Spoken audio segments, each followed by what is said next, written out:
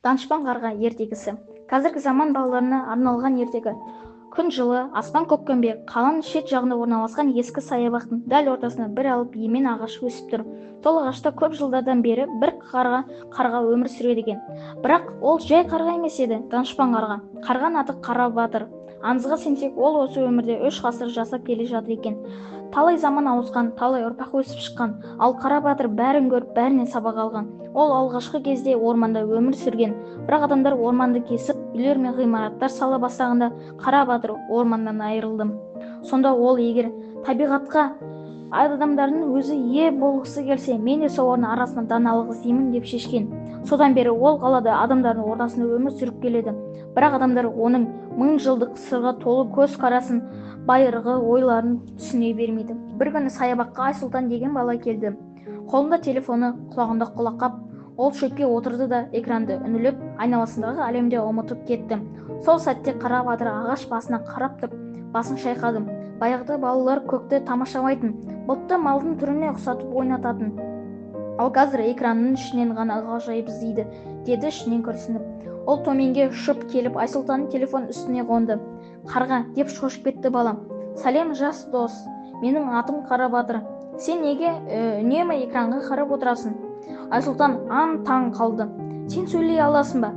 Әрине, менің жасыма жетсең, сен де сөйлейтін боларсың, деді қарға жымиып. Бала күлді, бірақ қызығып кетті. Қалайша сен сөйлейсің? Қалай осынша ұзақ өмір сүрдің? Қара Батыр терең тыныстап, бір сәт үнсіз қалды да былай деді. Мен орманда туғанмын. Табиғаттың әр дыбысын тыңдап өстім. Ағаштың тынысын, судың сыбдырын, желдің үнін түсіне білем. Сол себепті өмірім ұзақ болды.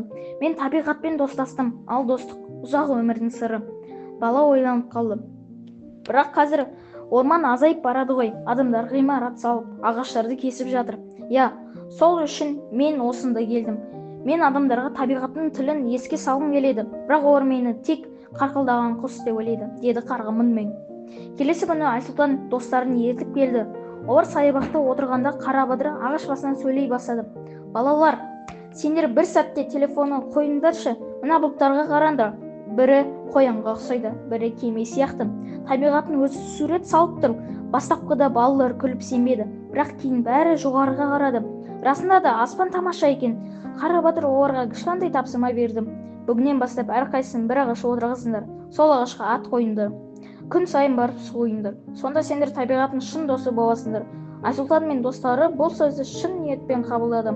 Олар үйге барған соң интернеттен ағаш қалай отырғызылады деген бейнеттерді қарап, бір апта ішінде саябақта кішкентай бақша істеп шықты. Күндер өтті, балалар саябаққа жиі келіп, өз ағаштарын күтіп жүрді. Бір күні Айсұлтан қарғадан сұрады. Қара Батыр ата, сен сонша жыл өмір сүрдің ғой, адамдардан не үйрендің? Қарға бір сәт көкке қарап, адамдар көп нәрсе жасай алады. Олар аспанға ұшады, судың астында жүзеді, тіпті жылдар зарыға дейін барады. Бірақ кейде ең маңыздысын бір-бірін және табиғатты сүйе білуден ұмытып кетеді. Менің өмірімнің мәні осыны еске салу, деді. Бір күні қалаға үлкен дауыл келді. Жел ұйытқып, жаңбыр құйды. Балалар отырғызған ағаштардың кейбірі құлап қалды. Сол сәтте Қара Батыр қанатын кең жайып, дауылға қарсы ұшты. Ол сынған бұтақтарды жинап, балаларға бағыт көрсетті.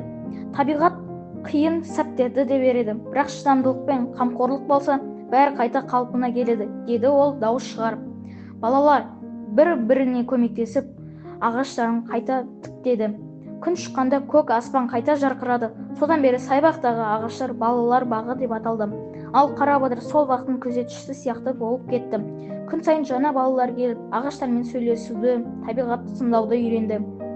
Қара Батыр болса баяғы орманнан қалған данышпан сөздерін айтып, балалардың жүрегіне үміт ұялатып жүріп, сендер табиғатты сүйсеңдер, табиғат сендерді қорғайды, сендер ізгілік жасасаңдар, өмірі ұзарады. Мен неге 3 жыл жасадым дейсіңдер ме? Себебі мен ешқашан адамдардан үмітімді үзген емеспін. Балалар қол шапалақтап мәз күлді. Ал Қара Батыр көкке көтеріліп аспанда айнала ұшты да соңында күлімдеген күнге қарай бет алды. Содан бері саябақта әр бала өз ағашының қасында отырып, телефон орнына табиғаттың дыбысын тыңдайтын болды. Ал бір қарға ағаштың басында отырып оларды үнсіз бақылап іштей риза болатын. Өйткені ол мәңгі өмір сүретін данышпан қара адамдарға табиғаттың тілін үйреткен жалғыз құс еді.